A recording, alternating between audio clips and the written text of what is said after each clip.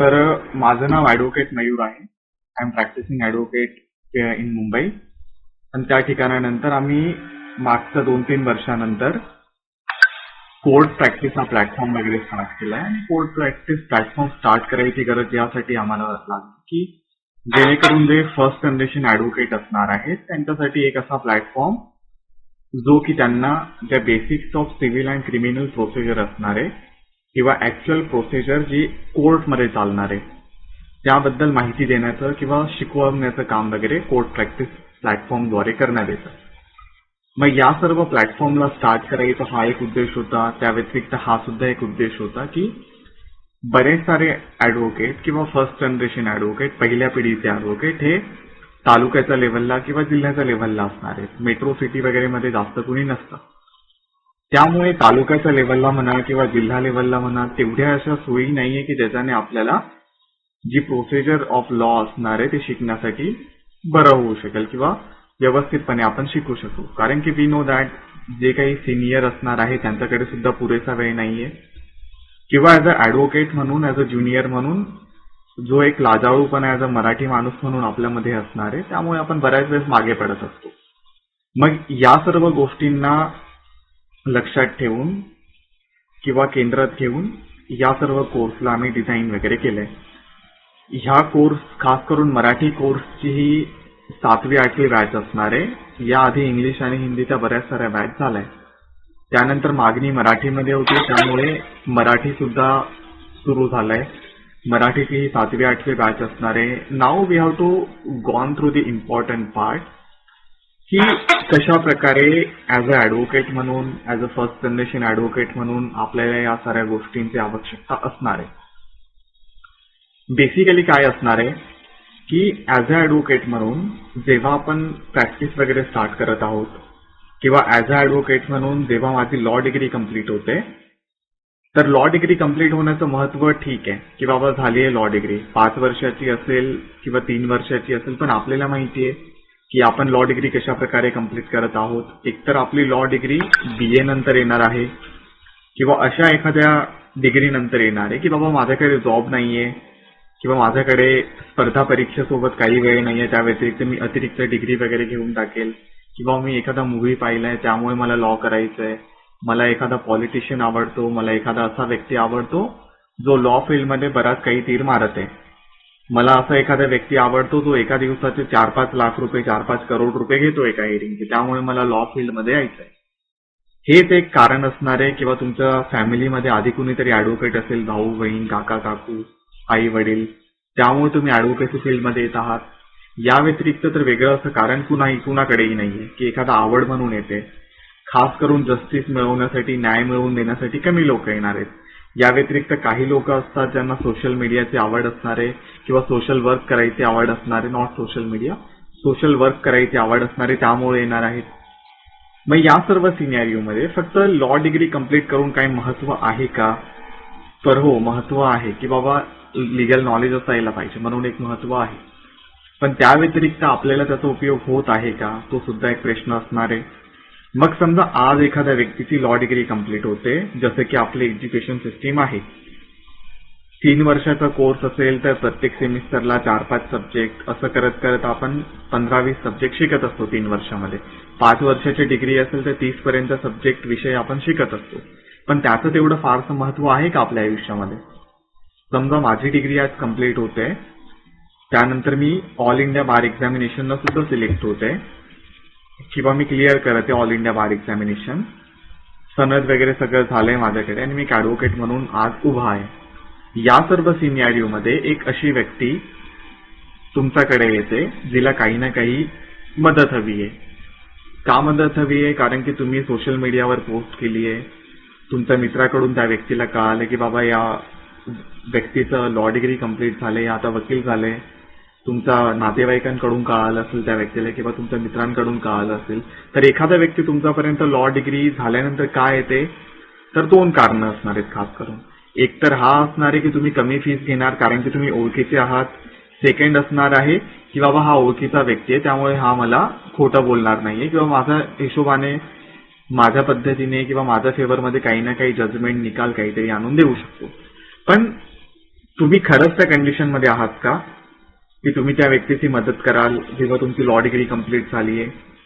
समजा एखादा व्यक्ती आहे तो तुम्हाला येऊन विचारत आहे की बाबा मला बेल ऍप्लिकेशन फाईल करायचंय किंवा मला बेल हवी आहे. मग are you in that position की बाबा तुम्हाला सर्व माहिती आहे, कोणत्या कोर्टमध्ये जायचंय, काय प्रोसिजर असणार आहे? एखादा व्यक्ती येऊन तुम्हाला सांगते की बाबा मला लिगल नोटीस पाठवायची या व्यक्तीला कारण की हा मला त्रास देतो. तर तुम्हाला खरंच माहिती आहे का त्या सिच्युएशन मध्ये की लिगल नोटीस कशा प्रकारे पाठवली जाणार आहे, कोणता कोणता क्रायटेरिया असणार आहे, त्यामध्ये रिस्पॉन्स कशा प्रकारे येणार आहे, किती दिवस लागतात, टायपिंग काय करायचं आहे, ड्राफ्टिंग काय असणार आहे? एखादी व्यक्ती येते डिवोर्सची केस फाईल करवण्यासाठी तुमच्याकडे, तर तुम्हाला खरंच माहिती आहे का डिवोर्स बद्दलचा क्रायटेरिया काय असणार आहे, त्याच्यामध्ये सिव्हिल प्रोसिजर फॉलो होते की क्रिमिनल प्रोसिजर फॉलो होते? तुम्हाला हे माहिती आहे का की बाबा कोणत्या पार्टींना कशा प्रकारे ऍड केलं जातं?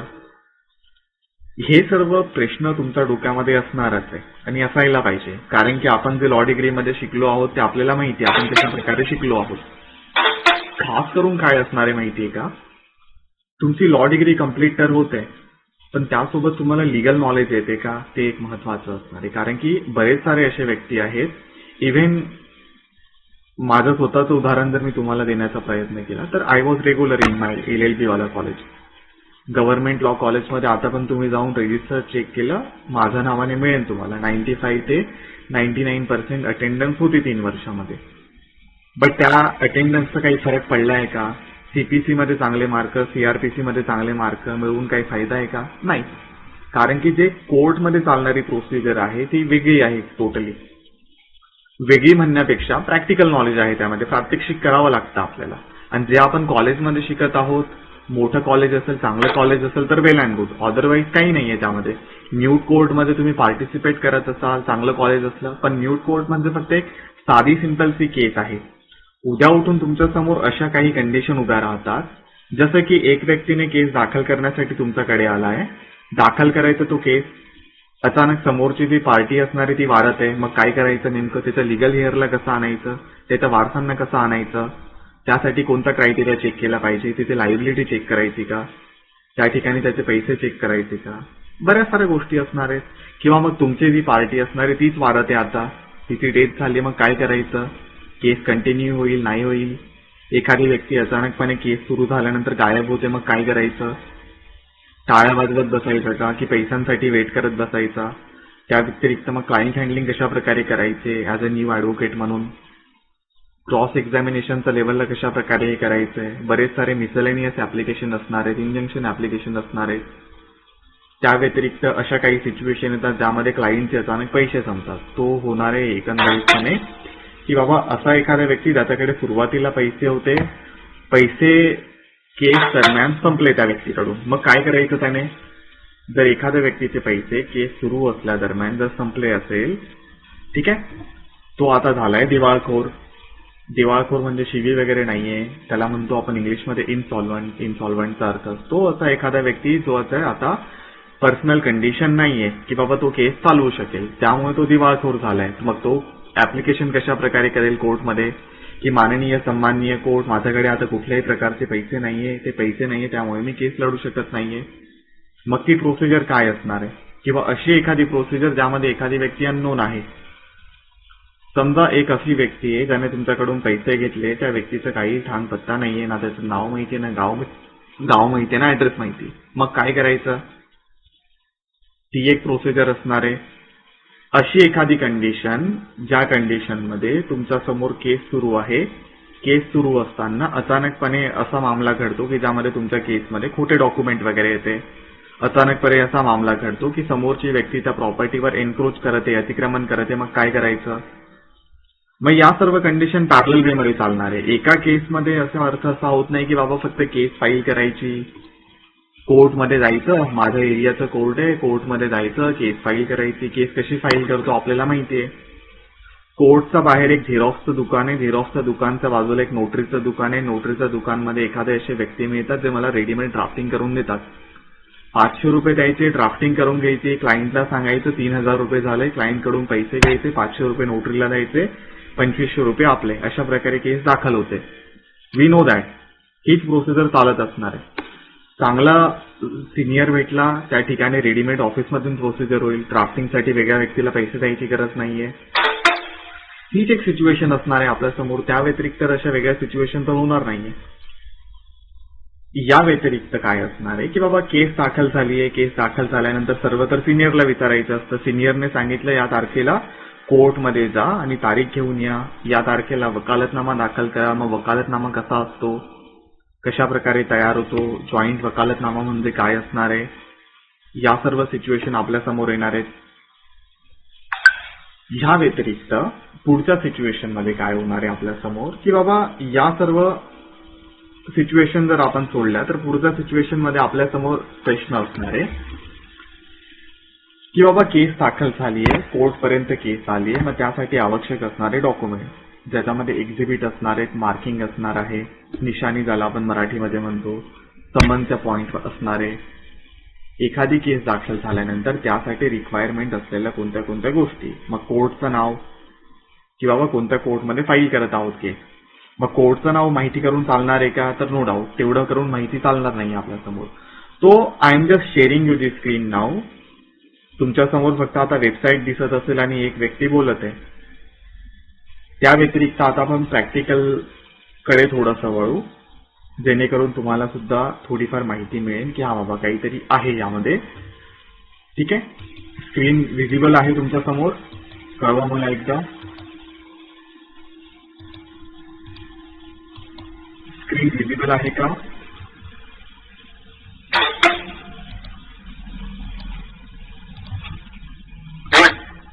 तुझी स्क्रीन विजिबल आहे. चलो थँक्यू. एक मिनिट द्या मला.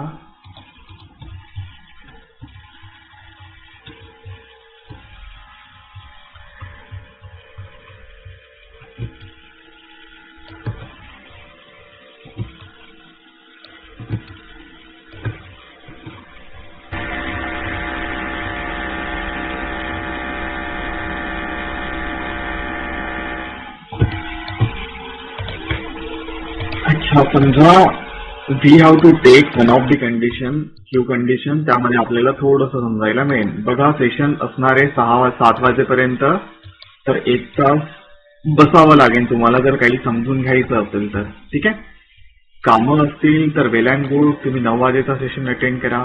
बट जर तुम्हाला काही समजून घ्यायचं असेल तर you have to stay till 7 वाजेपर्यंत. थोडंसं आणखी काय, तुम्ही कोर्स जॉईन करा नका करू तो वेगळा पार्ट असणार आहे. We don't know about that. But काही प्रश्न आहेत ते तुमच्या समोर, we are going to keep it over there, तुमच्या समोर मांडण्याचा प्रयत्न करू आणि आपण सॉल्व्ह करू एक छोट्याशा केसला, ज्यावरून तुम्हाला लक्षात येईल की बाबा कशा प्रकारे सर्व सिच्युएशन असणार आहे. समजा एक अक्षय नावाची व्यक्ती आहे. ठीक आहे, अक्षय नावाची व्यक्ती आहे. या व्यक्तीला केस दाखल करायची. कोणाविरोधात करायची? भावेश नावाच्या व्यक्तीच्या विरोधात केस दाखल करायची आहे. ठीक आहे, भावेश नावाच्या व्यक्तीच्या विरोधात जर केस दाखल करायची आहे तर समजा एक तुम्ही आहात की बाबा तुमचं ऍडव्होकेसी वगैरे झालंय, आता तुम्ही बार काउन्सिल क्लिअर केलंय, तुम्ही ऍडव्होकेट वगैरे झाला आहात, मस्तपैकी काळा कोट घालून कोर्टमध्ये उभे आहात. एक व्यक्ती तुमच्याकडे येते अक्षय नावाचा, केस वगैरे घेऊन आल्यानंतर त्याचं म्हणणं आहे की बाबा मला केस वगैरे दाखल करायची. ऍडव्होकेट साहेबांना आपण काळा कोट घातल्यामुळे बरंच मोठं वाटत आहे. नवीन इस्त्री केलेलं कोट, शूज वगैरे पॉलिश केलेले, त्यामुळे बरं वाटत आहे त्यांना. मग या सर्व सिच्युएशन मध्ये फक्त बरं वाटून चालणार नाहीये. जे तुम्ही ऍडव्होकेट आहात, ठीक आहे, समजा तुमचं नाव आपण जर इमॅजिनरी घेतलं या ठिकाणी, की तुम्ही या ठिकाणी असणार आहात, काय नाव द्यायचंय बाबा, अच्छा ठीक आहे, ऍडव्होकेट राकेश आहात तुम्ही. ऍडव्होकेट राकेश कडे अशी कोणती माहिती पाहिजे की ज्याच्यामुळे ते अक्षय नावाच्या व्यक्तीची केस सॉल्व्ह करू शकतील. हाच एक प्रश्न असणार आहे प्रत्येक ऍडव्होकेट समोर आणि तोच प्रश्न आपल्याला सॉल्व्ह करायचा असतो. आणि याच सर्व सिच्युएशन मध्ये वेगळ्या वेगळ्या घटना पॅरलल वे मध्ये चालणार आहे. म्हणजे एकच घटना घेऊन नाही चालू शकत आपण. जसं की फक्त क्लायंट हँडलिंग करायचं तेवढं नाही चालणार आहे आपल्या डोक्यामध्ये. जेव्हा आपल्याकडे क्लायंट येते त्यावेळेस आपल्याला भरपूर विचार करायचा असतो की बाबा क्लायंट हँडलिंग मध्ये क्लायंटचा बॅकग्राऊंड जाणून घ्यायचा आहे, कशा प्रकारे जाणून घ्यायचा तो पण एक महत्वाचा प्रश्न असणार आहे. नाव, गाव, पत्ता, ऍड्रेस, केस बद्दलचे डिटेल्स काढून घ्यायचं आहे, वाद आहे किंवा नाहीये त्याबद्दल जाणून घ्यायचं आहे. सिव्हिल केस आहे, क्रिमिनल आहे त्याबद्दल जाणून घ्यायचंय, फॅमिली केस आहे, लेबर केस आहे त्याबद्दल जाणून घ्यायचंय. या व्यतिरिक्त ॲडव्होकेट राकेश म्हणून मला हे सुद्धा जाणून घ्यायचंय की बाबा हा व्यक्ती खरी केस घेऊन तर येत आहे ना किंवा खोटी केस आहे. समोरच्या व्यक्तीबद्दल जाणून घ्यायचे की बाबा समोरचा भावेश नावाचा व्यक्ती नेमका आहे किंवा नाहीये, त्याचा नाव गाव पत्ता, त्याचा ऍड्रेस, त्याचे डिटेल, या सर्व माहिती मला पहिल्या तारखेला पाहिजे. एवढं डिटेलमध्ये नाही जात आपण, फक्त ओव्हरव्ह्यू एवढं मला माहिती पाहिजे. तो पहिल्या सिच्युएशनमध्ये क्लायंटचे हँडलिंग, अक्षयबद्दल एवढी माहिती. त्यानंतर तुम्ही जेव्हा केसबद्दल माहिती घ्यायला जाता तर एक सिव्हिल केस जर असेल तर I should know about the बाबा झिरो स्टेज काय असायला पाहिजे. फक्त केस दाखल करणं याचा अर्थ असा होत नाही की बाबा माझ्याकडे क्लायंट येते, केस दाखल करणं म्हणजे झालं. तर कोण सांगू शकेल तुमच्यापैकी की बाबा एखाद्या सिव्हिल केसमध्ये झिरो स्टेज काय असते, की बाबा 0 स्टेज, जिथून केस सुरू होईल असं मला वाटत आहे. ती स्टेज म्हणजे काय? Anyone note? कुणाला माहिती आहे की 0 स्टेज काय असते एखाद्या सिव्हिल केसमध्ये? काय असेल तेव्हा केस सुरू होऊ शकेल? 2 व्यक्ती पाहिजे का? क्लायंट पाहिजे 2? मी तुम्हालाच प्रश्न विचारते. राकेशजी, अरुणजी, संदीपजी, ओम, साईजी, नितीनजी, तृप्तीजी. अच्छा, नॉट अन इश्यू. हा बघा, 0 स्टेज म्हणजे काय असणार आहे सिव्हिल केसमध्ये, की बाबा एखादा वाद असायला पाहिजे. बरोबर आहे, विना वादाचं तर एखादी केस होणार नाहीये. मग वाद म्हणजे काय? एखादा डिस्प्यूट. ठीक आहे, कॉज ऑफ ऍक्शन नंतरचा पार्ट आहे. ठीक आहे, कॉज ऑफ ऍक्शन ठीक आहे, पण आपल्याकडे एक वाद पाहिजे. वादानंतर आपण कॉज ऑफ ऍक्शन खरं आहे खोटं आहे ते चेक करू. 0 स्टेज मध्ये काय पाहिजे? की बाबा एखादा डिस्प्यूट पाहिजे. ठीक आहे, डिस्प्यूटला आपण म्हणत असतो की बाबा एखादा वाद पाहिजे. मग वाद, त्या व्यतिरिक्त आपण म्हणू इन्फ्रिजमेंट ऑफ राईट म्हणजे काय आहे? की बाबा हक्कभंग होणं. एखाद्या व्यक्तीचा हक्कभंग होणं म्हणजे कायद्याने दिलेल्या अधिकाराचं हनन होणं. मग कायद्याने दिलेला अधिकार म्हणजे काय? की बाबा घरामध्ये बसलो आहोत आणि फ्रीजमध्ये पाणी भरून ठेवलं नाहीये, हा हक्कभंग होतोय का तुमच्या आईचा? तर नाही. मग कायद्याने दिलेला अधिकार म्हणजे काय? तर कायद्याने दिलेला अधिकार म्हणजे बरेच सारे सेंट्रल गव्हर्नमेंटचा ऍक्ट, स्टेट गव्हर्नमेंटचा ऍक्ट, यामध्ये बरेच सारे अशा गोष्टी आहेत की ज्या गोष्टींमुळे आपल्याला कळू शकेल की बाबा एखाद्या व्यक्तीचा हक्क आहे तो त्याला मिळाला नाही, तर त्याला म्हणू आपण की बाबा हक्कभंग झालाय, कायद्याने मिळालेला अधिकार त्याला मिळत नाही. जसं की 2 भावांमध्ये जमिनीचा भाग मिळायला पाहिजे होता, हिस्सा मिळायला पाहिजे होता, पण तो मिळत नाही. का मिळत नाहीये? तर तो झालाय एक वाद. मग अशा प्रकारे 2 व्यक्तींमध्ये जर एखादा डिस्प्यूट असेल त्याला म्हणू आपण 0 स्टेज. वाद किंवा हक्कभंग ह्याला म्हणू 0 स्टेज. आणि वाद किंवा हक्कभंगाची जेव्हा मला जाणीव होत आहे, या सर्व सिच्युएशन नंतर I have to gone through the same scenario की बाबा ऍज अ ऍडव्होकेट राकेश म्हणून माझ्या डोक्यामध्ये प्रकाश पडला पाहिजे. कसला प्रकाश? की बाबा मला या केसमध्ये काय काय हवंय, मला या केसमध्ये नोट्स काढाव्या लागतील मेनली. त्यानंतर मला डोक्यामध्ये क्लिक होईल की बाबा मला काय काय करायचं. म्हणजे नोट्स म्हणजे काय? तर पहिला नोट्स म्हणजे लिगल नोटीस पाठवणं, लिगल नोटीस कसं तयार करणं, त्याचं उत्तर कशा प्रकारे देणं, पॉझिटिव्ह निगेटिव्ह, कशा प्रकारचं उत्तर आलं तर काय करायचंय, किती दिवसात उत्तर द्यायला पाहिजे समोरच्या व्यक्तीने, किती दिवस वेट करायचंय. या व्यतिरिक्त या सर्व सिच्युएशनला क्रॅक झाल्यानंतर समोरच्या व्यक्तींबद्दल जेव्हा मी जाणून घेण्याचा प्रयत्न करतो त्यावेळेस माझ्यासमोर सिच्युएशन क्रिएट होते की दोन्ही व्यक्तींमध्ये महत्वाचा व्यक्ती कोणता आहे माझ्यासाठी. तर माझ्यासाठी अक्षय महत्वाचा असणार आहे भावेश व्यतिरिक्त, कारण की अक्षय माझा क्लायंट आहे, तुम्हाला पैसे देणार आहे. मग या सर्व सिनॅरिओमध्ये पहिला पॉइंट असणार आहे आपला, ज्याला आपण म्हणण्याचा प्रयत्न करतो पार्टीज टू दी सूट. नोट्समध्ये जर पहिला पॉइंट लिगल नोटीस असणार आहे, तर सेकंड पॉइंट असणार आहे parties to the suit. Parties to the सूटचा अर्थ होतो की बाबा कोणत्या अशा व्यक्ती या केसमध्ये ऍज अ पार्टी म्हणून असणार आहे. पार्टी म्हणजे काय असणार आहे? तर पक्षकार. पक्षकार म्हणजे काय? की बाबा असा व्यक्ती तो केस दाखल करत आहे आणि असा व्यक्ती त्याच्या विरोधात केस दाखल होते. मग हे व्यक्ती म्हणजे कोण? तर मराठीमध्ये आपण म्हणण्याचा प्रयत्न करतो की बाबा जो व्यक्ती केस दाखल करत आहे त्याला वादी म्हणू, जो ज्याच्या व्यक्तीच्या विरोधात केस दाखल केली जाते अपोनंट व्यक्ती, ज्याला आपण म्हणत असतो प्रतिवादी.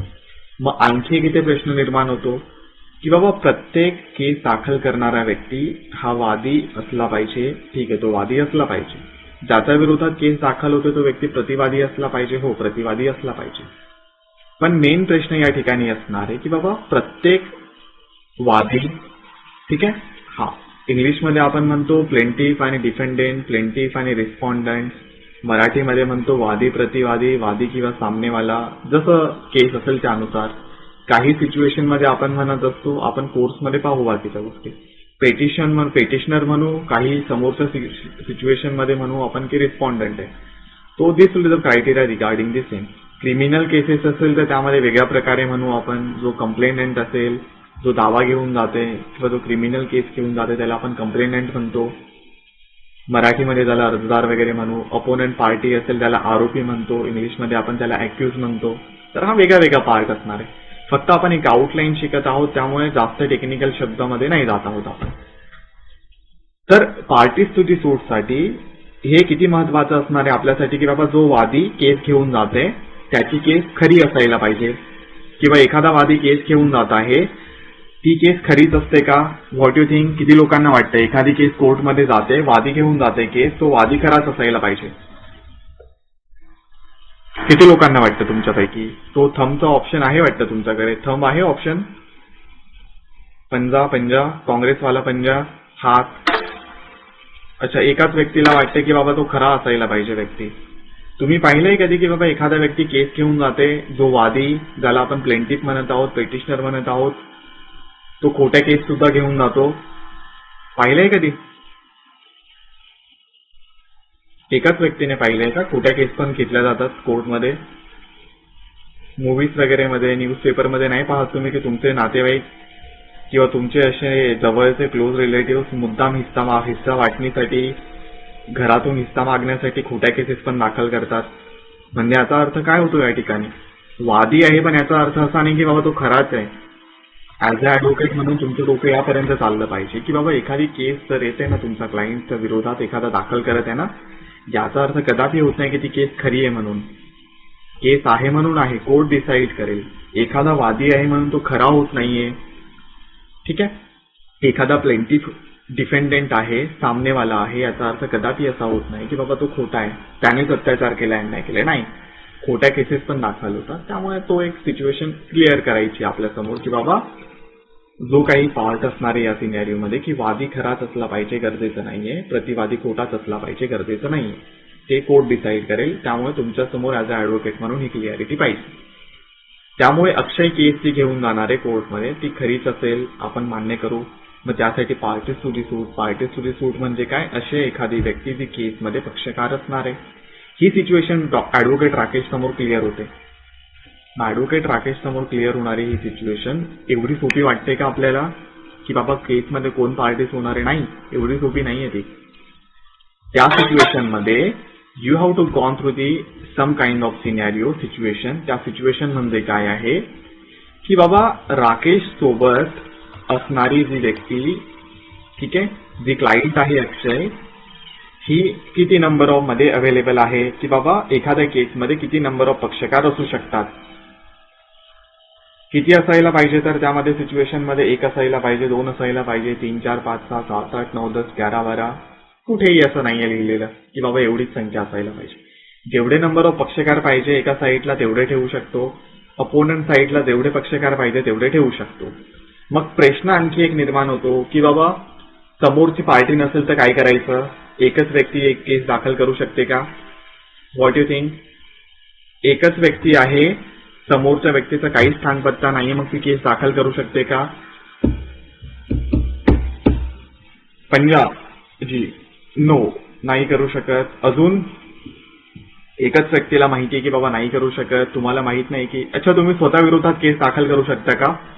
की बाबा तुम्ही उद्या उठून केस दाखल केली स्वतःच्या विरोधात की बाबा हा अक्षय नावाचा व्यक्ती अक्षयला जमीन वगैरे देत नाहीये किंवा हिस्सा वाटणी वगैरे देत नाहीये. मग तसं तर काही होणार नाहीये. त्यामुळे मिनिमम एक व्यक्ती व्यतिरिक्त 2 व्यक्ती पाहिजे.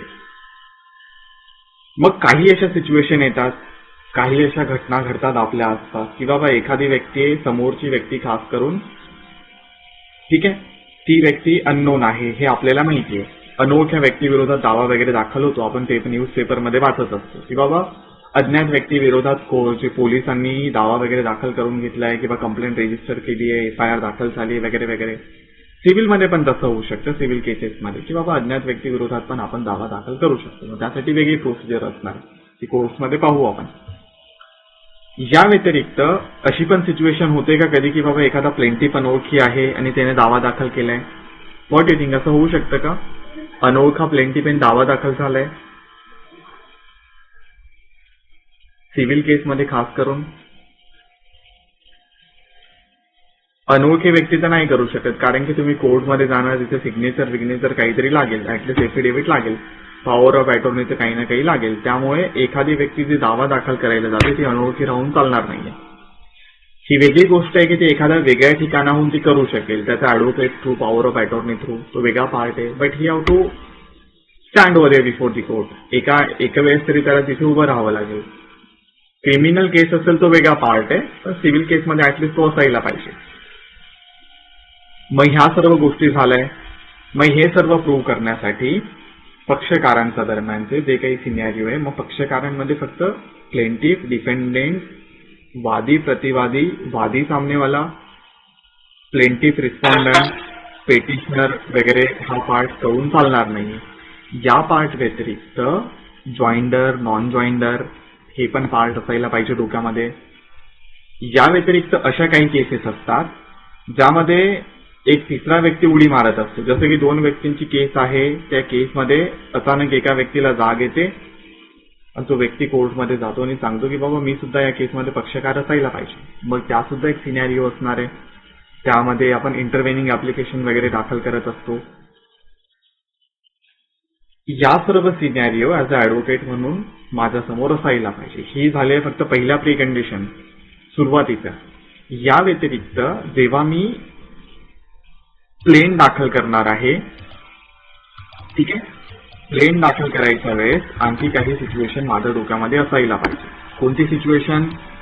तर प्लेंट म्हणजे काय? तर प्लेंट म्हणजे असणार आहे की बाबा वादपत्र दाखल करणं. वादपत्र म्हणजे काय? की बाबा दावा वगैरे दाखल करणं. वादपत्र किंवा दावा दाखल करणं म्हणजे काय? दावा दाखल करणं म्हणजे कोर्टमध्ये एखादी केस घेऊन जाणं. मग ती केस घेऊन जाण्यासाठी एक वेगळा क्रायटेरिया आपल्या समोर असणार आहे. जसं की I am just showing you one of the format for the plaint. मग हा एक साधासा फॉर्मॅट आहे. या फॉर्मॅटमध्ये काही गोष्टी आपल्यासमोर मी फक्त ओव्हरव्ह्यू घेते, मी फक्त स्क्रोल इट डाऊन करेल आणि त्यामध्ये ॲज अ ऍडव्होकेट म्हणून कोणता डीप नॉलेज थोडंफार आपल्याला असायला पाहिजे ते आपल्यासमोर क्लिअर करू. ह्याचा अर्थ असा होतो की जेव्हा मी अशा प्रकारे प्लेंट दाखल करेल त्यावेळेस प्लेंटमध्ये कोर्ट फेसचा एक पार्ट असणार आहे. ठीक आहे, कोर्टचं नाव ज्याला आपण ज्युरिस्डिक्शनचा पार्ट म्हणू, केसचं नाव त्याला आपण टायटल क्लॉज मध्येच इन्क्लूड करू. त्या व्यतिरिक्त पार्टींचं नाव, प्लेंटिफ, डिफेंडेंट, त्यांचा ऍड्रेस, नाव, गाव, पत्ता, ऑक्युपेशन, कॉन्टॅक्ट नंबर. त्या व्यतिरिक्त जो स्टोरीवाला पार्टमध्ये प्लेंटिफची इन्फॉर्मेशन, डिफेंडेंटची इन्फॉर्मेशन, वादीची इन्फॉर्मेशन, सामनेवाल्याची इन्फॉर्मेशन, प्रतिवादीची इन्फॉर्मेशन. त्या व्यतिरिक्त आपली एक स्टोरी, त्या स्टोरीमध्ये वेगळ्या गोष्टी, डॉक्युमेंटेशनचा पार्ट, कॉज ऑफ ऍक्शनचा पार्ट, वेगळ्या टाइम लाईनचा पार्ट, या सर्व गोष्टी इन्क्लूड होणार आहेत. त्या व्यतिरिक्त व्हॅल्युएशन ऑफ सूट बद्दलचा पार्ट. या व्यतिरिक्त मग प्रेयर क्लॉजमध्ये पण बऱ्याच साऱ्या सिच्युएशन. या व्यतिरिक्त मग असणारे सिग्नेचरवाला पार्ट, सिग्नेचर क्लॉज. त्या व्यतिरिक्त असणारे व्हेरिफिकेशन क्लॉज, नंतर लिस्ट ऑफ डॉक्युमेंटचा क्लॉज. 2 एका मिनिटात एवढं होऊ शकतं. पण फक्त एवढं माहिती करून चालणार आहे का ऍज अ ऍडव्होकेट म्हणून? ठीक आहे, एक सोल्युशन आहे याचं की बाबा कोर्टमध्ये जे 700 रुपयामध्ये ड्राफ्टिंग करून देतात त्यांच्याकडे जायचं आणि ड्राफ्टिंग करून घ्यायचं, दॅट्स इट. तो एक सोल्युशन आहे. पण ऍज अ ऍडव्होकेट म्हणून जर मला बेस पक्का करायचा असेल तर या सर्व सिनॅरिओमध्ये फक्त कोर्टचं नाव माहिती घेऊन चालणार नाहीये. जसं की या ठिकाणी आहे district court of Nagpur. That doesn't mean की फक्त डिस्ट्रिक्ट कोर्ट ऑफ नागपूर एवढंच माहिती करून मला चालायला पाहिजे, नाही. या व्यतिरिक्त मला हे पण चालायला पाहिजे, हे डोक्यामध्ये असायला पाहिजे की बाबा डिस्ट्रिक्ट कोर्ट ऑफ नागपूरचा अर्थ होतो jurisdiction of that particular court, एखाद्या कोर्टचं अधिकार क्षेत्र. मग अधिकार क्षेत्रामध्ये 2-4 पार्ट असणार आहेत ज्याच्यामध्ये अधिकार क्षेत्र कशा प्रकारे निवडलं जातं, जसं की पैशाच्या आधारावर, जसं की जागेच्या आधारावर, जसं की कशा प्रकारची केस आहे, फंक्शन कसं आहे कोर्टचं त्या आधारावर. मग हा आधार माझ्या डोक्यात पाहिजे. प्रत्येक स्टेटसाठी वेगळा आधार आहे. तुमच्या एरियाचा कोणता आधार असणार आहे, त्या प्रकारचं कोर्ट तुम्ही निवडलं पाहिजे. म्हणजे काय आहे, अक्षय जर ऍडव्होकेट राकेश समोर येते, मग तुमच्या डोक्यात लगेच क्लिक झालं पाहिजे की नाही बाबा, ही जी केस आहे ही नागपूर कोर्टची असणार आहे, बाबा ही जी केस आहे या अमुक कोर्टची आहे, ही जी केस आहे या फॅमिली कोर्टची आहे, ही जी केस आहे ती लेबर कोर्टची आहे. असं नको व्हायला की तुम्ही क्लायंट समोर कॉल करून विचारत आहात किंवा तुम्हीच कन्फ्युज झाला आहात. तुम्ही त्याला सांगणार क्लायंटला की बाबा मला माहित नाही, मी विचारून सांगतो सिनियरला. Bad impression. अक्षय तुमच्या समोर येते केस घेऊन, तुम्ही कन्फ्युज आहात की बाबा कोणत्या कोर्टमध्ये केस दाखल होते. क्लायंटला लगेच कळेल की बाबा या ऍडव्होकेटलाच काही माहित नाही, हे काय माझी केस लढतील. त्यामुळे तुमच्या डोक्यात हे क्लिअर पाहिजे कोणत्या कोर्टमध्ये जाऊन ही केस रेजिस्टर्ड होते. सिव्हिल कोर्ट आहे का, मॅजिस्ट्रेट कोर्ट आहे का, क्रिमिनल कोर्ट आहे का, सेशन कोर्ट आहे का, सब डिस्ट्रिक्ट कोर्ट आहे, लघुवाद न्यायालय आहे, दिवाणी न्यायालय असणारे दुय्यम दर्जाचं. बऱ्याच साऱ्या सिनियरीमध्ये फर्स्ट क्लास सेकंड क्लास मॅजिस्ट्रेटचा पण पार्ट येणार आहे. क्रिमिनल असला तर आणखी थोडं किचकट होणार आहे. स्पेशल कोर्ट असणार आहे, ट्रायल कोर्ट असणार आहे, ज्याच्यामध्ये स्पीडी ट्रायल वगैरे चालणार आहे. लोक अदालतचा एक वेगळा पार्ट येऊन जाईल त्यामध्ये. बरेच सारा पार्ट आहे. या व्यतिरिक्त मग केस कोणत्या प्रकारच्या असणार आहे, केसचं नावं कशा प्रकारे येतात, ऍक्ट कशा प्रकारे निवडायचा, पार्टीज एवढं झालंय. या व्यतिरिक्त जेव्हा आपण स्टोरीकडे पुढे वळण्याचा प्रयत्न करतो त्याच्यामध्ये आपल्याला हा एक पार्ट दिसत आहे ज्याला आपण कोर्ट फीस वगैरे म्हणत आहोत. ठीक आहे, कोर्ट फीस वगैरे लिहिलेलं दिसत आहे तुम्हाला. मग हे कोर्ट फीस म्हणजे काय, कोर्ट फीस कशी कॅल्क्युलेट केली जाते, कोणता क्रायटेरिया असणार आहे कॅल्क्युलेट करायचा, व्हॅल्युएशन ऑफ फीस काय असणार आहे, व्हॅल्युएशन ऑफ फीस कशा प्रकारे कॅल्क्युलेट केली जाते, हा एक पण पार्ट असणार आहे. मग या सर्व सिनेरिओमध्ये many things are there you should have to remember over as a junior advocate म्हणून. या सर्व सिच्युएशन व्यतिरिक्त एफिडेव्हिटचा पण एक पार्ट येणार आहे अंडर ऑर्डर नंबर 19 मध्ये सीपीसीचा. तो काय असणार आहे, शपथपत्र ज्याला आपण मराठीमध्ये म्हणत आहोत. या व्यतिरिक्त पॉवर ऑफ अटॉर्नीचा एक पार्ट येतो ज्याला म्हणतो आपण मुक्त्यारनामा वगैरे, हा पण एक पार्ट असणार आहे. या व्यतिरिक्त जेव्हा आपण पुढच्या सिनेरिओकडे वळू, पुढच्या पार्टकडे, ज्याला मी म्हणण्याचा प्रयत्न करत आहे की बाबा पार्टीज टू दी सूट, ज्याच्यामध्ये असणारे प्लेंटिफ आणि डिफेंडेंट. मग तर प्लेंटिफ किरण तेंडुलकर, डिफेंडेंट राहुल चौधरी एवढं म्हणून चालणार नाहीये. नंबर ऑफ डिफेंडेंट किती आहेत. This demonstration is particularly for the Marathi batch, so whenever English session will be there you can continue and you can join the English session. Okay, so I'm heartily sorry for the same, but this session is for the Marathi batch. Okay, so heartily regret for the same. Whenever English session will be there, we will inform you regarding the same. Okay, I'm just sharing the number over here. You can just connect over there. We will give you the details regarding the English wala session. Okay, so heartily apologize for the same. Okay. तर या सर्व सिनेरिओमध्ये किरण आणि राहुल गरज नाहीये एवढी माहिती करून. या व्यतिरिक्त सुद्धा जास्त माहिती पाहिजे आपल्यासमोर. किरण प्लेंटिफ आहे, मग प्लेंटिफ नंबर ऑफ किती आहेत, 1 2 3 4 5 6. डिफेंडेंट मध्ये राहुल चौधरी आहे, किती डिफेंडेंट पाहिजे, 1 2 3 4 5 6. ही एक सिनेरिओ असणार आहे. या व्यतिरिक्तच्या पुढच्या पार्टमध्ये आणखी एक सिनेरिओ येतो आपल्या समोर ज्याला आपण म्हणत आहोत की बाबा हा ड्राफ्टिंगचा पार्ट. या ड्राफ्टिंगच्या पार्टमध्ये आय एम नॉट ॲश्युरिंग यू की बाबा 30 दिवसाच्या कोर्समध्ये एवढ्या गोष्टी कशा कव्हर होतात है ना. हा फक्त एक ओव्हरव्ह्यू असणार आहे जेणेकरून तुम्ही स्वतःला जाणून घेऊ शकाल एका महिन्याच्या याच्यामध्ये की बाबा तुम्ही किती पाण्यामध्ये आहात, किंवा हा शिकवणारा व्यक्ती किती पाण्यामध्ये, किंवा तुम्हाला जे शिकायला मिळालं तुमच्या एरियामध्ये किती पाण्यामध्ये आहात, किंवा तुमच्या मित्रांना किती येते. या सर्व गोष्टी तुम्हाला लक्षात येतील. पहिल्या आठवड्यातच लक्षात येतात, तो वेगळा पार्ट आहे, बट ऍटलीस्ट तुम्हाला त्याचं नॉलेज मिळेल की कोणत्या कोणत्या गोष्टी तुम्हाला माहिती पाहिजे. हा एक पार्ट झालाय. या व्यतिरिक्त ड्राफ्टिंगच्या पार्टमध्ये कशा प्रकारे सिच्युएशन जाणार आहे की बाबा कशा प्रकारे ड्राफ्टिंग करायचं, मेजर पार्ट काय असणार आहे. ह्या व्यतिरिक्त पुढच्या सिनेरिओमध्ये स्टोरी कशा प्रकारे व्यक्त केली जाते, कोणता पार्ट त्यासाठी इम्पॉर्टंट असणार आहे, कॉज ऑफ ऍक्शनचा पार्ट, व्हॅल्युएशन ऑफ प्रॉपर्टीचा पार्ट, प्रेयर क्लॉजचा पार्ट, त्या व्यतिरिक्त व्हेरिफिकेशन क्लॉजचा पार्ट, लिस्ट ऑफ डॉक्युमेंटचा पार्ट. दॅट्स इट, एवढं आपण सांगू शकू.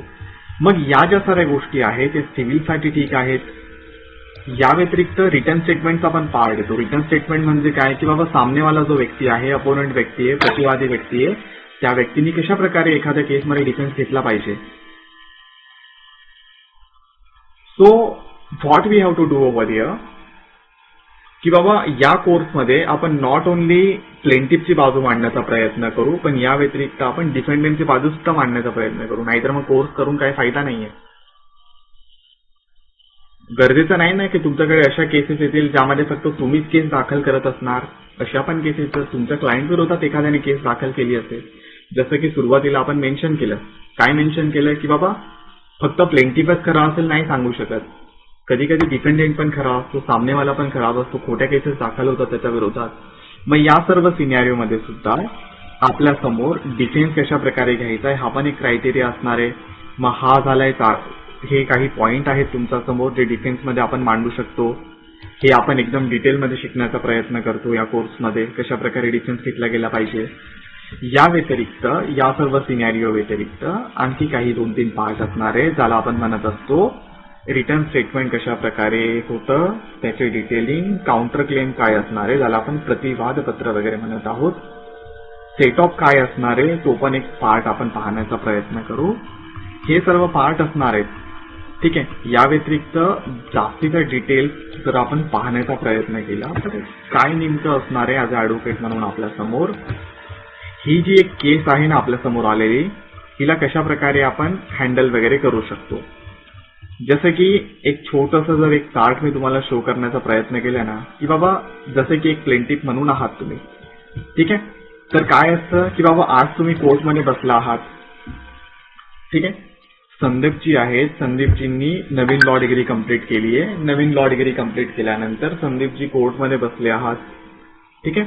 कोर्टमध्ये बसल्यानंतर संदीपजी काय करतील, त्यांचा केस वगैरे पाहत आहेत कोर्टमध्ये बसून आरामशीर मस्तपैकी. पण वेट अ मोमेंट, एक मिनिट मला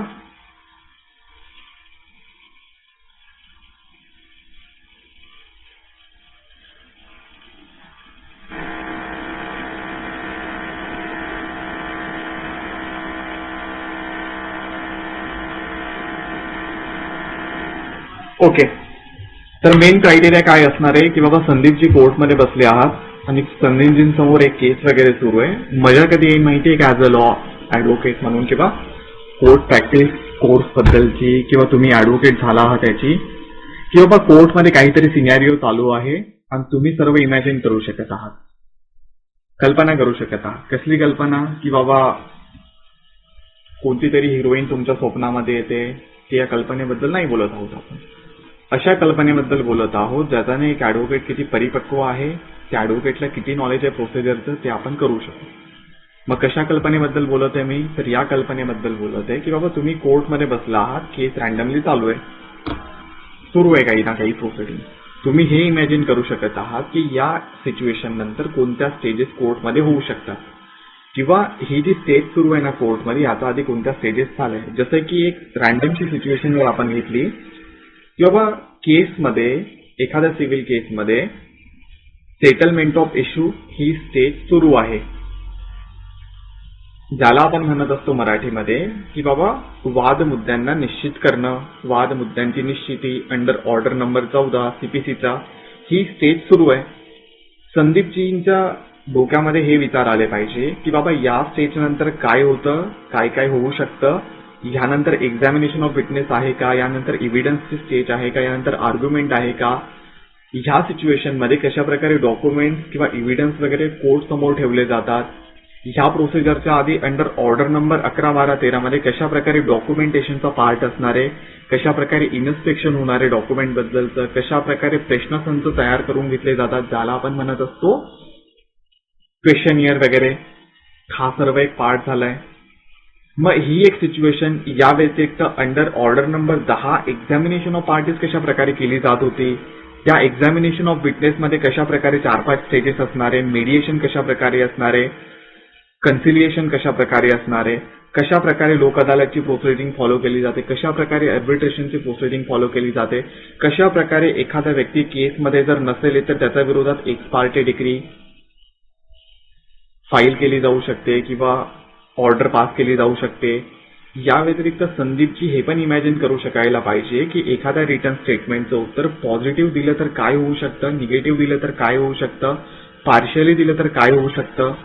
या व्यतिरिक्त संदीपजी हे सुद्धा इमॅजिन करू शकायला पाहिजे की बाबा या सर्व सिनेरिओमध्ये जर मी माझ्या केसमध्ये काउंटर क्लेम दाखल केला तर काय होऊ शकतं, मी या केसमध्ये सेट ऑफ दाखल केलं तर काय होऊ शकतं, जर नाही दाखल केलं तर काय होऊ शकतं. या व्यतिरिक्त संदीपजींनी हे इमॅजिन करायला पाहिजे की या केसमध्ये कशा प्रकारे समन पाठवलं जाणार होतं, समन जर नाही पाठवलं गेलं तर काय होऊ शकतं, केस डिसमिस होऊ शकते का किंवा केस कंटिन्यू होऊ शकते तर किती वेळ दिला जाऊ शकतो, समोरच्या व्यक्तीला समन नाही पोहोचलं तर काय होऊ शकतं, कशा प्रकारे समन पाठवलं गेलं पाहिजे, किती दिवसात त्याचं उत्तर आलं पाहिजे, नाही उत्तर आलं तर काय करायचं, पॉझिटिव्ह उत्तर आलं तर काय करायचं, निगेटिव्ह उत्तर आलं तर काय करायचं, पार्शियली उत्तर आलं तर काय करायचं. या व्यतिरिक्त संदीपजींविरोधात आणखी काही कंडिशन्स असणार आहे, त्या म्हणजे की बाबा त्यांनी सेटलमेंट ऑफ इश्यू नंतर घडत असलेल्या सर्व सिच्युएशन म्हणजे ऑर्डर, जजमेंट, डिक्री ह्याबद्दल त्यांना नॉलेज पाहिजे.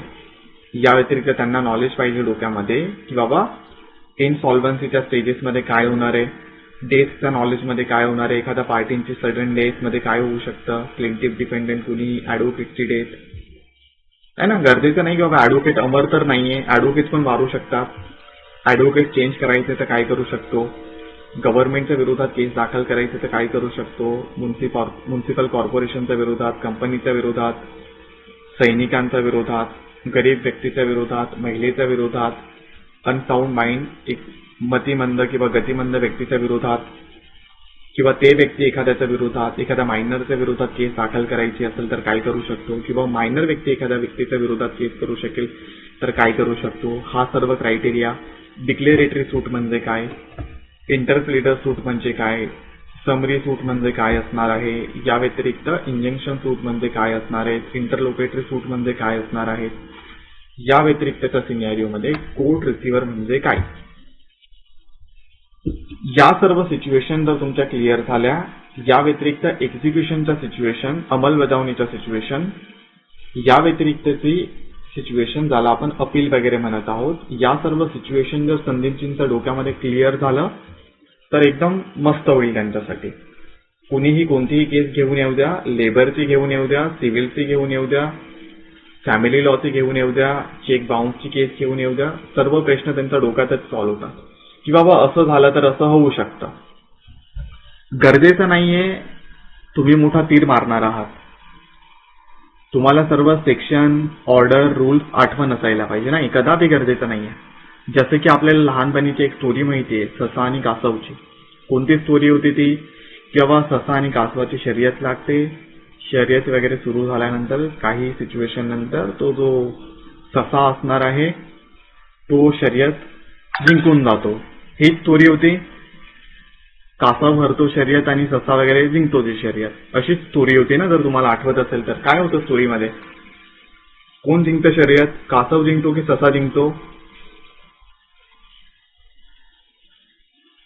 जी अच्छा, कासव वगैरे जिंकणार आहे. का माहितीये तुम्हाला कासव जिंकणार आहे, कारण की तुम्हाला ती स्टोरी माहिती आहे ना, लहानपणापासूनची जी तुमच्या डोक्यामध्ये फिट आहे. जर स्टोरी नसती माहिती तर आपण तेच केलं असतं की बाबा ससा जिंकणार आहे. मग हा जो कोर्स आहे ना, यामध्ये we are not going to give you the रट्टा मारवाली टेक्निक.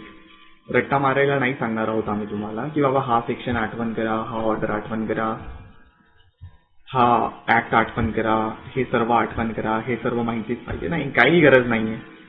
माणूस आहात, माणसासारखं जगलं पाहिजे. तुम्ही सुपर ह्युमन राहिला असता तर या कोर्समध्ये किंवा डेमोन्स्ट्रेशन अटेंड करायला नाही आला असता. मेजर काय असणार आहे, स्टोरी स्वरूपामध्ये एखादी सिव्हिल केस दाखल करण्यापासून केस संपण्यापर्यंतची प्रोसिडिंग, क्रिमिनल केसमध्ये केस दाखल करण्यापासून तर संपण्यापर्यंतची प्रोसिडिंग आपण एक स्टोरीच्या माध्यमातून या कोर्समध्ये शिकण्याचा प्रयत्न वगैरे करत असतो. आणि तोच एक क्रायटेरिया असणार आहे आणि तोच एक सोपा मार्ग असणार आहे, जेणेकरून दिमागचा दही होत नाहीये.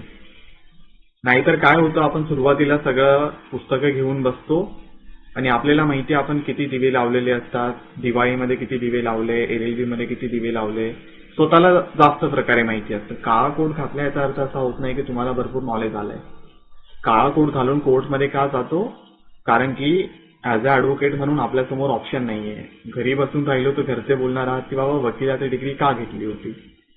त्यामुळे काळा कोट घालून जाणं मजबुरी असणार आहे बऱ्याच वेळेस. बरेच सारे व्यक्तींना असं वाटतं की ते खोटं बोलू शकत नाहीये, त्यामुळे ते कोर्टमध्ये जात नाहीये.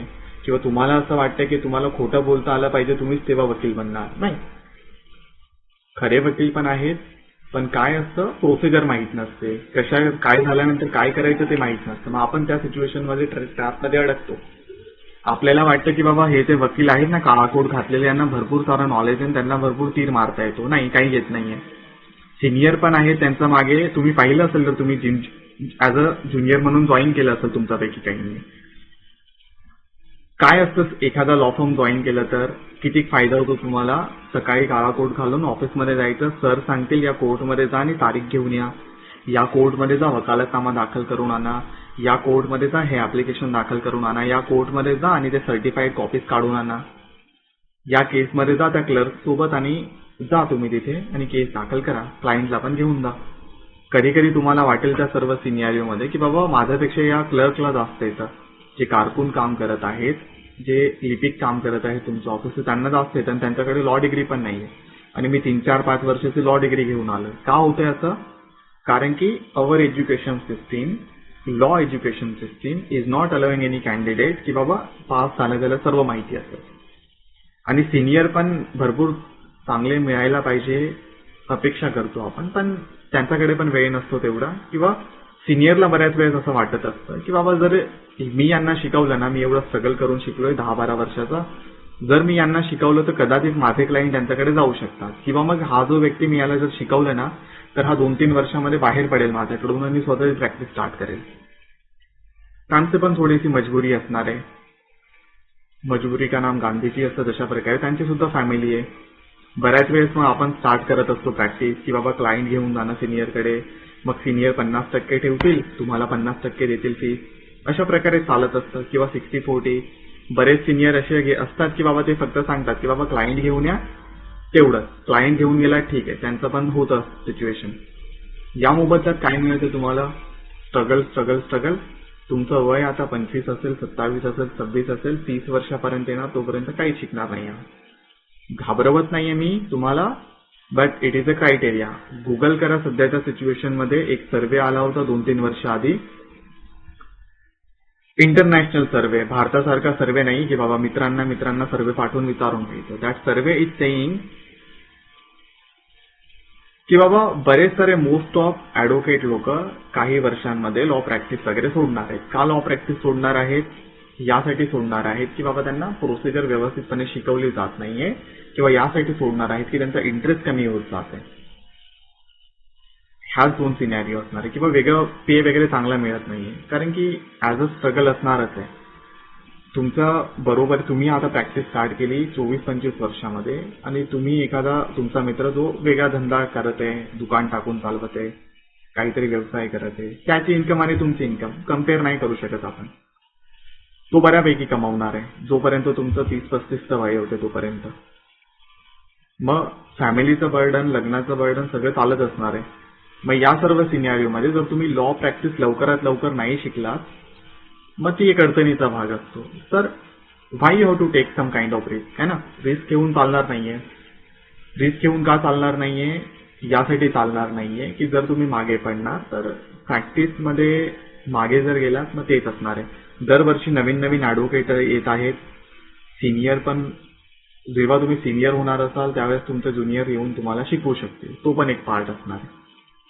मग that is why it would be better. एक चांगलं सोल्युशन असतं आपल्या समोर की बाबा मग लॉ प्रॅक्टिस शिकून घ्यायची. मग लॉ प्रॅक्टिस कसं शिकणार? 3 ऑप्शन आहेत बेसिकली. मस्तपैकी एक सिनियर निवडायचा आहे, लॉ फर्म जॉईन करायचं, सिनियर निवडायचा, सिनियरकडे जाऊन शिकायचं, मस्त पर्याय आहे. पण डू यू थिंक सिनियरचं ऑप्शन तेवढं बेटर आहे? बरं, सगळेच सिनियर तुम्हाला शिकवणार आहात? नाही, थोडंसं मागे पडतं ऑप्शन. प्रत्येक सिनियर चांगला नाहीये, असायला पाहिजे, पण तो तेवढ्या पद्धतीने चांगलं शिकवणार नाहीये. मग पहिलं ऑप्शन त्या ठिकाणी वाया जाते. सेकंड ऑप्शन उरतं तुमच्या समोर की बाबा मग पुस्तकं वगैरे वाचायचं, मस्तपैकी पुस्तकामधून शिकायचा प्रयत्न करायला पाहिजे, आपण व्यवस्थितपणे शिकायला मिळतं. पण किती वेळेस पुस्तकं वाचायचं? पुस्तकं वाचून तर मी LLB पास चालू आहे. मग फायदा आहे का त्या गोष्टीचा? LLB पास चालू आहे, पुस्तकं वाचायचे फक्त? नो. तो पण एक क्रायटेरिया थोडासा मागे वळतो. आणि लास्ट एक क्रायटेरिया आहे, ऑनलाईन पद्धतीने युट्यूबवर, इंटरनेटवर एवढा मटेरियल अवेलेबल आहे ना, तुम्हाला कुठलाही कोर्स करायची गरज नाही. मी गॅरंटी देतो तुम्हाला, युट्यूबवर सर्व अवेलेबल आहे, फ्रीमध्ये अवेलेबल आहे, सगळं अवेलेबल आहे. तिथून तुम्ही शिकू शकता. हे 3 पर्याय आहेत. पण काय असणारी सायकोलॉजी असते माणसाची, जोपर्यंत जळत नाही ना तोपर्यंत लागत नाही आपल्याला. मग कधी जळत असतं? जोपर्यंत तुम्ही काही खर्च करत नाही आहात ना तोपर्यंत नाही शिकू शकत. मग याचा अर्थ असा होत नाही की बाबा कुठेही पैसे टाकायचे, जायचं आणि कोर्स जॉईन करायचा, मग काय होणार आहे त्यामध्ये? तेच होणार आहे जे तुम्ही आपण LLB मध्ये केलंय.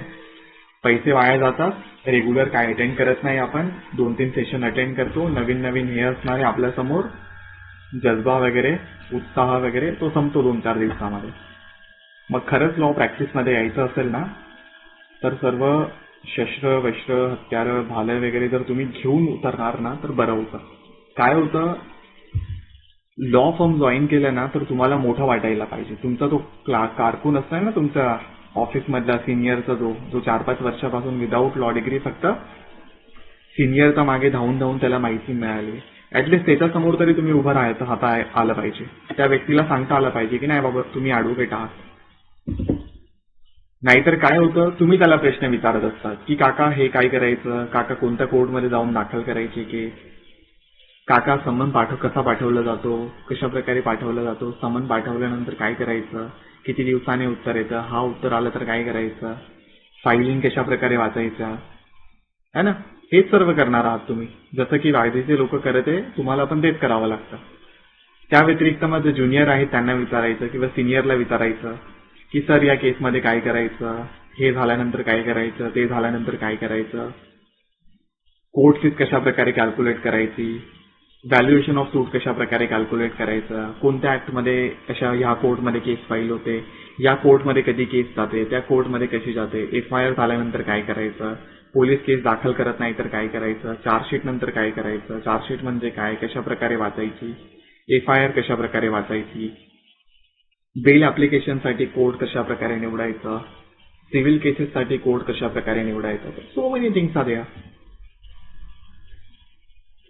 कोर्स विकायचा आहे म्हणून मी तुम्हाला घाबरवत आहे की बाबा कोर्स विकत घ्या, कारण की मला लग्न करायचं, तुमच्या पैशातून जे काही पैसे येतील त्याच्याने मी लग्न करेल, मोठा संसार जोडेल, मुलाबाळांना घेऊन अमेरिकेत सेटल होईल. काही नाहीये, प्रॅक्टिकल आहे ते आहे.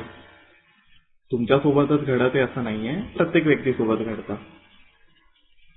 When I was in practice 1.5 वर्ष एका इंटर्नशिपमध्ये घालवला, 1.5 वर्षापर्यंत काहीच नाही कळालं, एकच स्टेज पार होते. कसं प्रकारे होते माहितीये का, जर जानेवारीमध्ये केस नवीन क्लायंट येईल ना तुमच्याकडे, तर जानेवारीमध्ये जेव्हा आपण लिगल नोटीससाठी हे करतो ना, तर लिगल नोटीसच्या प्रोसिजरमध्ये 3-4 महिने निघून जातात. त्यानंतर मग केस दाखल करत करत जून महिना लागतो. जून महिन्यामध्ये केस फायलिंग, त्यामध्ये एखादा महिना, कोर्टमध्ये तारीख येईल त्यासाठी एखादा महिना 15 दिवस, जुलै महिन्यापर्यंत केस दाखल होते, ऑगस्टमध्ये बोर्डवर येते, त्यानंतर समन पाठवण्याचे 30 ते 60 दिवस, 90 दिवस, ऑक्टोबरमध्ये जो क्लायंट जानेवारीमध्ये तुमच्याकडे केस घेऊन आला होता त्याचा अपोनेंट पार्टी ऑक्टोबरमध्ये कोर्टमध्ये येते. त्यानंतर त्याने घेतलेला वेळ, त्यासाठी डिसेंबर वगैरे लागते. मग त्याचा ऍडव्होकेट आणखी हुशार असेल तो काउंटर क्लेम करेल, आणखी हुशार असेल तर वकालतनामामध्येच वेळ लावून देईल, मग पुढचा जानेवारी महिना येते. असं करत करत एका वर्षामध्ये फक्त एकच स्टेज पार होते. मग काय शिकणार आहोत आपण? ह्या सर्व सिनेरिओमध्ये मग काय असतं, तुम्हाला एक अशा ओव्हरऑल प्रोग्रामची, अशा ओव्हरऑल कोर्सची गरज असायला पाहिजे ज्यामध्ये तुम्हाला not that much of detail, but एक अशी आउटलाईन, जसे की मी तुमच्यासमोर हा चार्ट शो करत आहे, अशा प्रकारे तुम्हाला एक आउटलाईन तुमच्या डोक्यामध्ये सेट करेल की बाबा या स्टेज नंतर ही स्टेज होते, या स्टेज नंतर थर्ड स्टेज होते, थर्ड नंतर फोर्थ होते, फोर्थ मध्ये जर आपण मागे आलो तर आपल्याला पुन्हा थर्ड पर्यंत यावं लागतं, मग त्यामध्ये स्क्रुटिनाइज करून अशा प्रकारे होणार आहे. चौथ्या स्टेजमध्ये मग हे होतं, हे झाल्यानंतर असं व्हायला पाहिजे, पाचवी स्टेज व्हायला पाहिजे, पाचव्यानंतर ही सहावी व्हायला पाहिजे, है ना. सहाव्याच्या आधी आणखी काहीतरी डिटेलिंगचा पार्ट, सहाव्यामध्ये मग आणखी 2-4 पार्ट, है ना. अशा प्रकारे जर तुम्हाला आम्ही कोर्स जर दिला तर इट वुड बी बेटर. जसं की 6व्या स्टेजमध्ये अॅमिकेबल सेटलमेंटचा पार्ट असणार आहे अंडर ऑर्डर नंबर 10. ठीक आहे. Examination of parties by the court under section 89 of CPC. बराच सारा क्रायटेरिया. मग त्याचा पॉझिटिव्ह रिस्पॉन्स आला तर काय करायचं, निगेटिव्ह आला तर काय करायचं, पॉझिटिव्ह आला तर कशा प्रकारे रिटर्न स्टेटमेंटचा रिप्लाय, निगेटिव्ह आला तर कशा प्रकारे सिच्युएशन जाणार आहे. तर ह्या सर्व stages we are going to teach you one by one. आणि हाच या कोर्सचा उद्देश असणार आहे. Not only for the civil but also for the criminal वाला पार्ट मध्ये तुम्हाला या सर्व घटना व्यवस्थितपणे शिकवल्या जाणार आहेत. ठीक आहे. जर मी तुम्हाला क्रिमिनलचा पार्ट जर सांगण्याचा प्रयत्न केला किंवा दाखवण्याचा प्रयत्न केला तर त्यामध्ये सुद्धा सेम सिच्युएशन असणार आहे. जसं की तुमच्यासमोर एक इमॅजिनरी सिच्युएशन जशी सिव्हिलमध्ये ठेवण्यात येते तशीच तुमच्यासमोर क्रिमिनलमध्ये सुद्धा ठेवण्यात येते. मग ही जी केस असते ही सॉल्व्ह करत करत आपला जो उद्देश असणार आहे केस शिकायचा, क्रिमिनल प्रोसिजर शिकायचा तो पूर्ण होतो. म्हणजे काय की बाबा एक डेड बॉडी येते, मिळते आपल्याला, त्या केसला सॉल्व्ह करायचे. मग डेड बॉडी आहे, केसचा टाईप कळतो, बेलेबल केस आहे, नॉन बेलेबल आहे कळतं आपल्याला, कंपाऊंडेबल आहे, नॉन कंपाऊंडेबल आहे कळतं आपल्याला, है ना. या सिच्युएशन मध्ये आपल्याला हे पण कळतं की बाबा ह्या प्रकारची केस मध्ये एफआयआर दाखल होते किंवा मॅजिस्ट्रेटकडे कंप्लेंट होते किंवा एनसीआर नॉन कॉग्निझेबल ऑफेन्स वाली केस आहे त्यामध्ये नॉन कॉग्निझेबल रिपोर्ट वगैरे दाखल होते. म्हणजे काय इन शॉर्ट दखलपात्र गुन्हा, अदखलपात्र गुन्हा. त्या पुढच्या सिच्युएशन मध्ये आपल्यासमोर क्रायटेरिया क्लिअर होतो की बाबा मग हे सर्व झाल्यानंतर काय करायचं. या सर्व स्टेज नंतर ही एक प्रोसिजिंग मध्ये कशा प्रकारे पोलीस आपलं काम करणार आहात आणि त्या पोलिसांच्या प्रोसिजरला फॉलो करत करत आपण या केसला ऍज अ ऍडव्होकेट म्हणून सोडवण्याचा प्रयत्न वगैरे करत असतो. मग ह्या सोडवण्याच्या प्रयत्नामध्ये आपल्याला बऱ्याच साऱ्या क्रिमिनल स्टेजेस बद्दल माहिती वगैरे मिळत असते. ठीक आहे. मग या माहितीमध्ये बऱ्याच साऱ्या ट्रायल बद्दल माहिती मिळेल आपल्याला. मग ट्रायल सुरू व्हायच्या आधीचा इम्पॉर्टंट पार्ट इन्व्हेस्टिगेशन कशा प्रकारे होते, केसचा टाईप, इन्व्हेस्टिगेशन कोणत्या कोर्टमध्ये केस दाखल होते, मॅजिस्ट्रेट कोर्टमध्ये पण आणखी टाईप की बाबा चीफ मॅजिस्ट्रेट. ठीक आहे.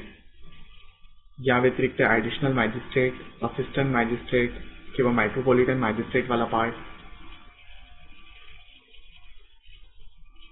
चीफ ज्युडिशियल मॅजिस्ट्रेटचा पार्ट झालाय तालुक्याच्या लेवलमध्ये, इन जनरल डिस्ट्रिक्टच्या लेवलमध्ये मेट्रोपॉलिटन मॅजिस्ट्रेट वाला पार्ट मध्ये होणार आहे की बाबा अशा प्रकारचे कोर्ट ज्यामध्ये मेट्रो सिटीजमध्ये अशा प्रकारचे कोर्ट अस्तित्वात. मग मेट्रो सिटी म्हणजे काय, अशा प्रकारच्या सिटी त्यामध्ये 10 लाखाच्या वरती लोकसंख्या पाहिजे.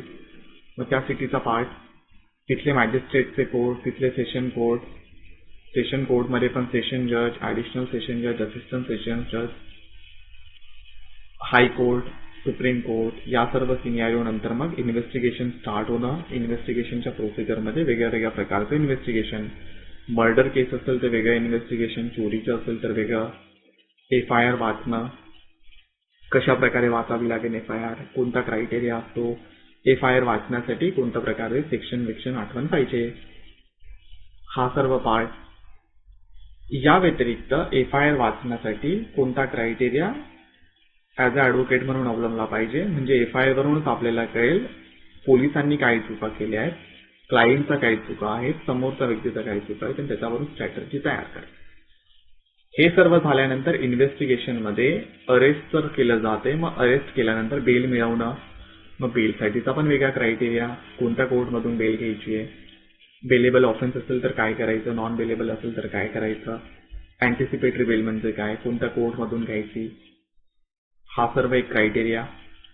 या व्यतिरिक्त आणखी पुढच्या पार्टमध्ये will get the knowledge regarding की बाबा एवढं तर ठीक आहे, या व्यतिरिक्त पुढच्या सिच्युएशन मध्ये जसं जसं इन्व्हेस्टिगेशन पुढे जाईल त्या सिच्युएशन मध्ये समजा एखादी मर्डरची केस असेल, मग मर्डरच्या केसमध्ये बऱ्याच साऱ्या सिनेरिओ मध्ये अशा प्रकारचा बॉडीज असणार आहेत, है ना.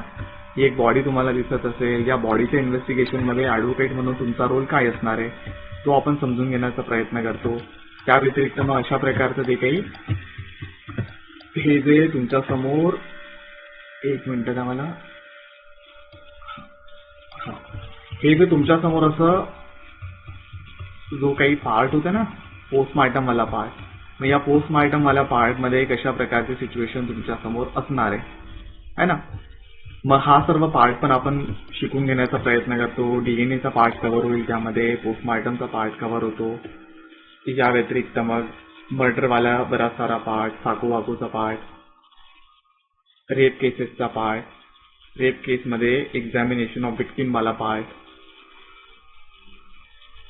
एक्झामिनेशन ऑफ विक्टिम व्यतिरिक्त साध्या केसेस मधले एक्झामिनेशन ऑफ विक्टिमचा पार्ट, हा सर्व पार्ट क्रिमिनल मध्ये कव्हर होईल आणखी. या व्यतिरिक्त मग या सर्व सिच्युएशन झाल्यानंतर बेलेबल ऍप्लिकेशन मधला पार्ट, की बाबा बेलेबल ऍप्लिकेशन मध्ये कशा प्रकारचे पार्ट असणार आहे, इन डिटेल मध्ये बेल ऍप्लिकेशन कशा प्रकारे फायलिंग होतं, ड्राफ्टिंग कशा प्रकारे होतं, तो वाला एक पार्ट. या व्यतिरिक्त इन्व्हेस्टिगेशनच्या स्टेजमध्ये पोलिसांद्वारे करण्यात आलेल्या वेगळ्या वेगळ्या चुका आणि त्या चुकांचा ऍडव्हान्टेज कशा प्रकारे आपण घेऊ शकतो. ह्या व्यतिरिक्त चार्जशीट वाला पार्ट पुढे जाणार आहे. मग चार्जशीट मध्ये कशा प्रकारे सिच्युएशन क्लिअर होते आपल्या समोर, चार्जशीट पॉझिटिव्ह असली तर काय करायचं, निगेटिव्ह असली तर काय करायचं, ऍडिशनल चार्जशीट म्हणजे काय, चार्जशीट मध्ये करण्यात आलेला आर्ग्युमेंट, कारण की चार्जशीटवर आर्ग्युमेंट करून जर तुमचा क्लायंट बाहेर निघाला मग केस डिसमिस होते. त्यामुळे चार्जशीटची stage is important for you as a defence वाला ऍडव्होकेट. चार्जशीटच्या स्टेप नंतरचा फ्रेमिंग ऑफ चार्जेस वाल्या स्टेजेस नंतरचा पुढचा पार्ट, त्यानंतर फ्रेमिंग ऑफ चार्जेस झाल्यानंतर ट्रायल वाले पार्ट, मग 3-4 प्रकारचा trial, summon trial, warrant trial, summary trial, session trial, कशा प्रकारे पार्ट असणार यामध्ये, प्रत्येक ट्रायलमध्ये कशा प्रकारे कन्व्हिक्शन पर्यंत मॅटर जाणार आहे, शिक्षेपर्यंत मॅटर जाणार आहे, अपील पर्यंत मॅटर जाणार आहे, डिस्चार्ज पर्यंत मॅटर जाणार आहे. तो all this kind of situation we are going to cover in this particular kind of course. आणि हा कोर्स जर तुम्हाला जॉईन करायचा असेल, so you can make the payment